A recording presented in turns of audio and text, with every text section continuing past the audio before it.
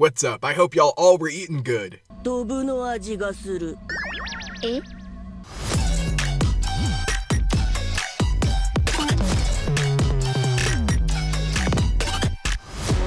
We start this one off on 10. Tamagami number 3 sort of looks like a bug to me. The beady red eyes, exoskeleton armor.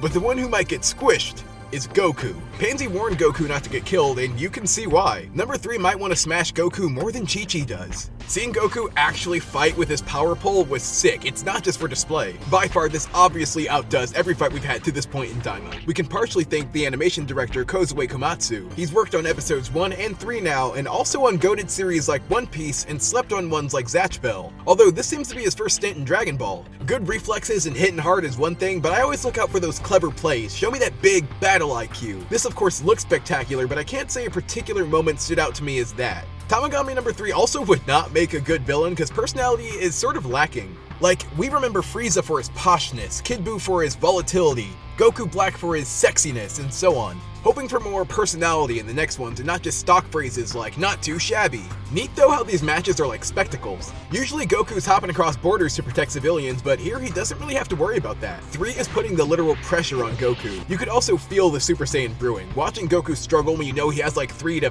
5 more transformations, come on.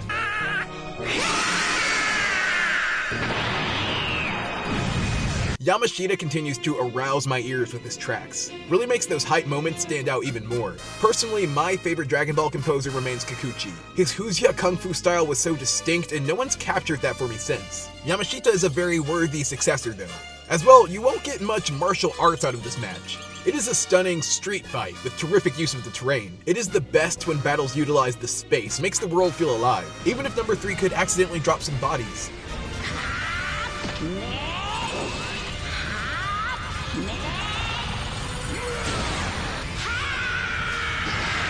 Goku's first blast didn't do much of anything, but his beautifully cinematic Kamehameha shows us with certainty he does have an effect on the Tamagamis. Despite the fact number 3 adverts it, he just can't keep up with the kid. Goku broke his ribs and his willpower. His insatiable Saiyan spirit comes out too, being like, is that all you got? Whether it's letting an enemy power up, questionably restoring them with a sensu, or a moment like this, it all comes from the same place. A desire for a good match, which he definitely offered the Tamagami, seeming to earn its respect. It even comments on his good sportsmanship, not using weapons after his opponent couldn't. I had been harping on wanting more of a challenge for the group, and this still wasn't really that at all, but I did feel suspense from the portrayal of them mostly on even terms. That seems to be the cadence here, like with Glorio. Goku lets them hold their own for a minute, and then once he locks in, it's cut. I still get a kick out of watching all this growing admiration for Goku. It's just fun watching everyone catch up to things we already know. Goku rightfully requests the Dragon Ball, and genuine surprise at there being a part 2. The idea is to place the ball in one of the cups, shuffle them around, and have Goku guess which one it's in. It's actually known as the shell game. You've probably seen some version of it since it actually dates all the way back to ancient Greece. A variant could be something like Goto having gone frantically guess which hand the coin is in. So yeah, this game has roots, but that means off the bat, originality is lacking a bit. But I never doubt Dragon Ball for its creativity. It does also reinforce just how primitive these guys are. I mean, there's practically no tech here that Pansy didn't bring. Number 3 builds suspense with the slow shuffling at first, but then goes into uppers mode. He'd have to because the Saiyan's eyes should be pretty sharp, which does make sense as a battle instinct, so why again does Gohan wear glasses? Surely enough, Goku was able to catch the Tamagami toss. It does seem kinda dirty that number 3's game involves straight up lying to you. But I mean, I certainly wouldn't have guessed that, and I suppose anything goes in the demon world. Means you gotta be observant too.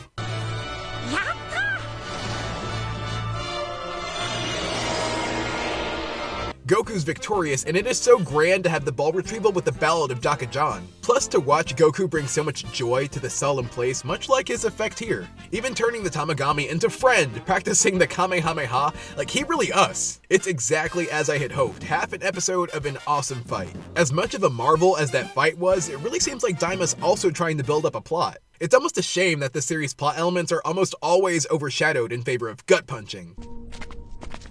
Hi.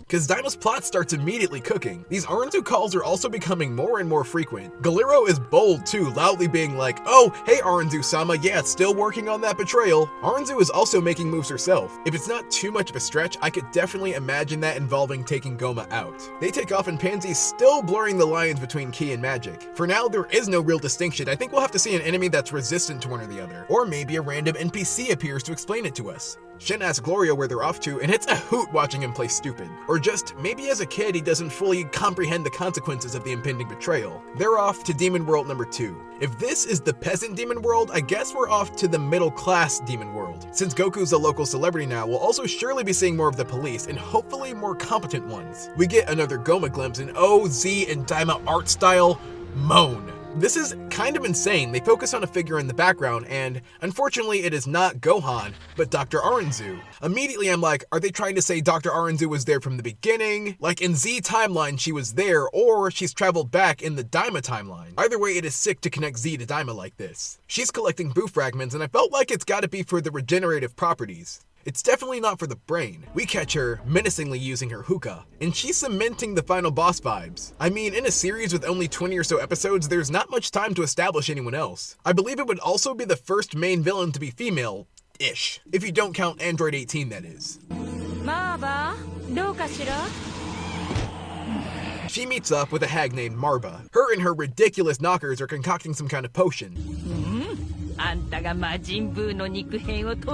She doesn't initially tell us much of what BUU does besides being aromatic. Seems Arinsu wants a Majin stronger than herself. I don't know why she'd want that. Like playing with fire there. Then the revelation that Marba created BUU is crazy. Doesn't feel like a retcon, but more lore expansion on the established story. She treats it like something regrettable or like she's afraid to get punished. Arinsu, who could punish me, reveals that BUU's responsible for the exodus of the Glens. I assume this conversation is occurring in the first demon realm, so that's where BUU was probably created. Shin was born in the second, so BUU really went dimension hopping just to be a menace. That would be very in character for the dude who went to Otherworld just to kill people twice. Dabura was also Arinsu's information plug. Wonder if Babidi knew all the same. Also, if his magic was stronger than Bibidi's, who I guess was a poser. There are a lot of shoulds, maybes, and probablys here. So, this new Majin's gonna rebel, absolutely. Also wondering if this will be an original character, which I'm hoping for, or something more like a canon Janemba.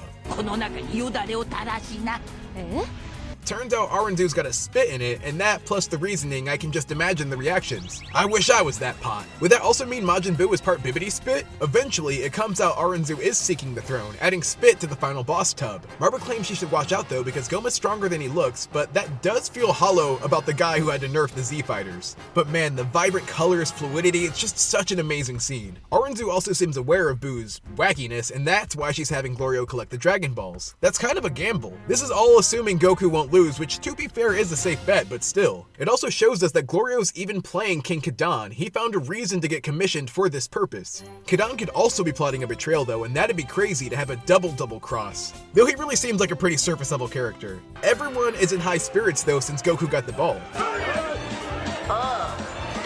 Gotta wonder if Vegeta envies this extracurricular training. It seems to not be common knowledge here that there's outside Dragon Balls. Could be kind of chaotic if that information were to get out and spread. Might cause demons to try and escape the realms in search of easier to get balls. Hybis also continues to rocket towards best character.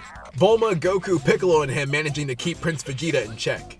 There have honestly been several contenders for best episode so far, but this one really takes the eyeball cake. I would say without relying on any recaps, this was the best case while also highlighting the elements that make Dragon Ball special. The fight was arguably one of the best animated in this series. The smoothness is just absolutely unmatched and not something we've really seen in modern since the TOP. Daima also is just doing a superb job of recreating the charm of OG and Kid Goku. Adult Goku is plenty charming, but it really is endearing to have that coupled with this childlike demeanor. Then, we see Dr. Arinsu literally is cooking something. I feel like a lot of people will recall this episode for the fight, but it also does establish Arinsu as the main villain in my opinion, while giving us a great backstory. Although she admits she isn't the fighter, main villain doesn't necessarily mean final fight. Of course, there's the intrigue surrounding her new Majin, and how they're effectively creating life in a god-defying way. Dragon Ball rarely leaves you with as many consistent questions as Daima has, so giving this a 10 out of 10.